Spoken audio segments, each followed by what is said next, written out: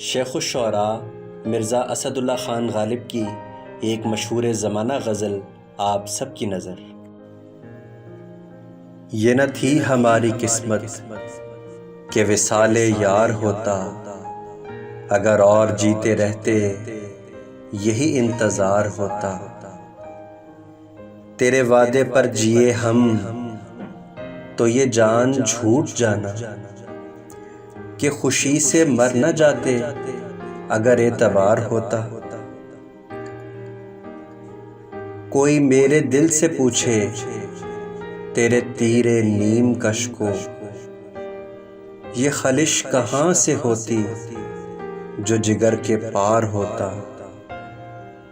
یہ کہاں کی دوستی ہے کہ بنے ہیں دوست ناسے، کوئی چارہ ساز ہوتا کوئی غم گسار ہوتا۔ رگ سنگ سے ٹپکتا وہ لہو کہ پھر نہ تھمتا، جسے غم سمجھ رہے ہو یہ اگر شرار ہوتا۔ غم اگرچہ جاں گسل ہے پہ کہاں بچے کے دل ہے، غم عشق گر نہ ہوتا غم روزگار ہوتا۔ کہوں کس سے میں کہ کیا ہے شب غم بری بلا ہے، مجھے کیا برا تھا مرنا اگر ایک بار ہوتا۔